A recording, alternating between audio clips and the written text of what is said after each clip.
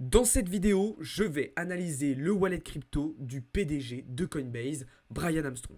Bienvenue à toutes et à tous les amis, j'espère que vous allez bien. Aujourd'hui, on se retrouve dans un nouvel épisode d'un concept de vidéo qui vous plaît particulièrement bien sur la chaîne, l'analyse de wallet crypto de personnalités publiques. Alors, certaines qui font partie de l'écosystème crypto, mais d'autres pas forcément, comme on l'a fait par exemple dans l'épisode sur Donald Trump. Je vous invite d'ailleurs dès maintenant à me dire dans les commentaires sur quelle autre personnalité publique vous souhaitez qu'on fasse des analyses de wallet crypto, ce que je prendrai en considération pour les prochains épisodes.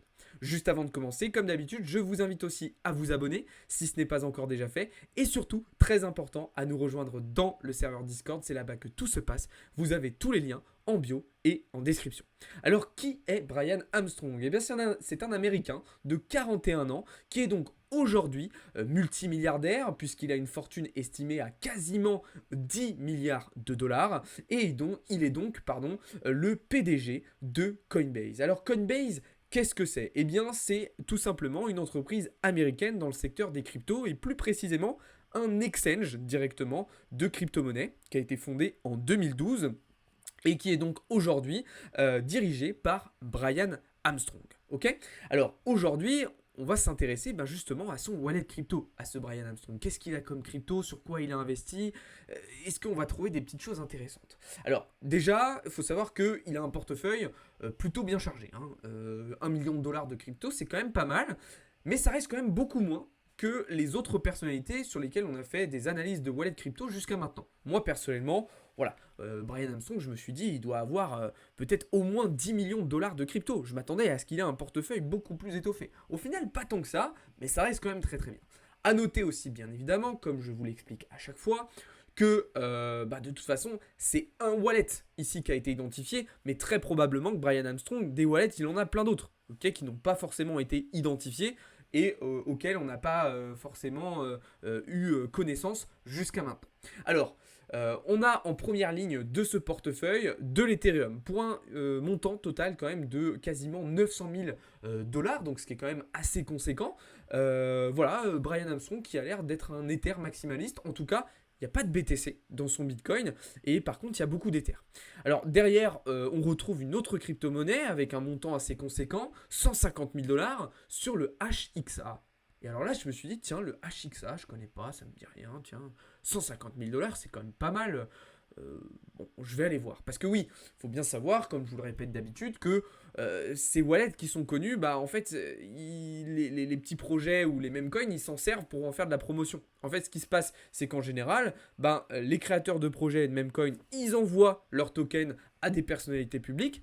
Ils disent « Ah bah tiens, regardez, Brian Armstrong, Elon Musk, il a acheté ce même coin, il a acheté notre crypto, ça veut dire que c'est trop bien. » Et puis les gens se disent « Ah bah ouais, il faut qu'on aille en acheter. » Là, 150 000 dollars, je pense pas quand même que ça soit le cas parce que c'est un montant quand même assez important. Alors du coup, je me suis dit, bon, HXA, s'il en a autant, ça doit être quand même quelque chose d'intéressant. Donc je suis allé voir sur CoinMarketCap. C'est une toute petite crypto. Regardez la market cap, elle est vraiment minuscule.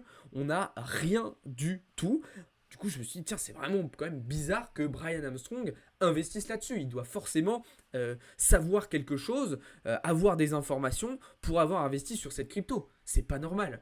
Donc, on a aujourd'hui une supply totale quand même assez importante qui n'a pas été totalement déployée. Comme vous le voyez actuellement, on a seulement 293 millions d'unités qui ont été déployées sur les 44 milliards. Donc, ce qui est quand même une petite partie pour le moment. Alors, malheureusement, j'ai pas pu aller sur leur site internet. Il est inaccessible. J'ai essayé avec Safari. J'ai essayé aussi avec d'autres navigateurs. Personnellement, je n'ai pas réussi à aller sur leur site internet. Je ne sais pas si de votre côté, vous avez eu la possibilité de le faire. Si c'est le cas, dites-le moi dans les commentaires.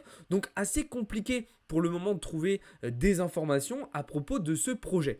Pourtant, il est quand même déjà listé sur Gate.io, ce qui n'est pas anodin. Parce que Gate.io, même s'ils sont en avance effectivement sur des petites capitalisations, le fait qu'un truc aussi petit soit déjà listé sur Gate.io, c'est pas anodin.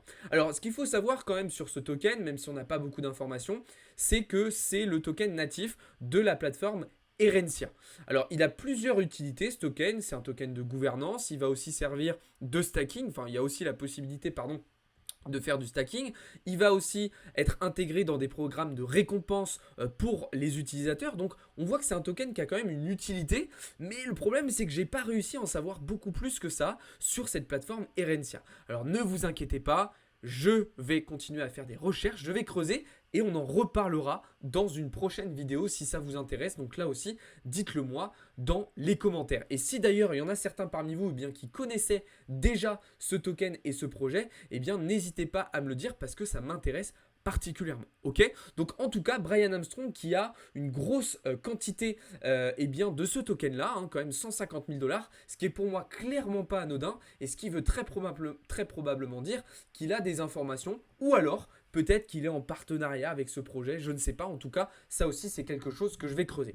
Alors après, dans son wallet, on retrouve quelques autres petites cryptos avec notamment du Mochi, du Forte pour des montants entre 5 et 10 000 $. Et puis après, on descend très vite sur des montants beaucoup plus faibles. Un petit peu d'USDT, un petit peu de DAI, donc des stablecoins, un petit peu de certains altcoins, mais vraiment avec des montants tout petits. Donc assez étonnant, en fait, on a un Brian Armstrong qui s'est relativement peu diversifié, en tout cas sur ce wallet. On aurait pu s'attendre à peut-être des grosses capitalisations sur certains altcoins. Au final, pas du tout. Donc, assez surprenant. Ce qui serait intéressant de voir, évidemment, c'est de voir la composition de ces autres wallets pour savoir s'il est allé investir sur d'autres projets. Après, bien évidemment, je pense que c'est de toute façon quelqu'un qui investit énormément dans beaucoup d'autres choses, dans de l'immobilier, dans des actions, etc. etc. Alors sans surprise, le wallet qu'il utilise le plus, c'est le sien, c'est tout simplement, enfin le wallet, l'exchange pardon, qu'il utilise le plus, c'est le sien, donc tout simplement Coinbase. Et puis si on s'intéresse un petit peu à son portefeuille et à sa qualité d'investisseur, si je puis dire, on voit qu'il s'en sort quand même plutôt bien, Brian Armstrong, et qu'il est clairement en positif. Alors là, ce wallet-là, il n'a pas énormément d'ancienneté, donc c'est pareil, c'est compliqué de savoir sur la très longue durée les résultats et les performances qu'il a réalisées, mais en tout cas sur ce wallet-ci, il s'en sort quand même plutôt bien, comme vous le voyez. Donc Brian Armstrong, qui est en positif, qui gagne de l'argent avec les cryptos, j'ai envie de vous dire, c'est pas si surprenant de ça, surtout quand on investit sur Ethereum. Voilà les amis, un petit peu ce que je pouvais vous dire sur cette analyse de wallet crypto. Dites-moi ce que vous en pensez dans les commentaires et comme je vous le disais en introduction de vidéo, dites-moi sur quelle autre personnalité vous souhaitez qu'on fasse ce genre de concept. C'est des vidéos un petit peu plus chill, un petit peu différentes de d'habitude, mais vous voyez qu'aujourd'hui on a peut-être trouvé une petite crypto pépite, qui sait. On fera d'autres vidéos à ce sujet comme je vous le disais tout à l'heure et puis moi je vais continuer à faire des recherches justement sur ce projet parce que je pense qu'il y a des petites choses à creuser et peut-être des informations importantes à trouver. Donc je vous tiendrai au courant. Si vous voulez en savoir plus évidemment, comme d'habitude je vous invite aussi à nous rejoindre dans le serveur Discord. Sur ce, moi je vais vous souhaiter une très bonne journée. Merci beaucoup d'avoir regardé cette vidéo. Je vous dis à très vite. Ciao les amis, c'était Alex pour Blockchain Capital.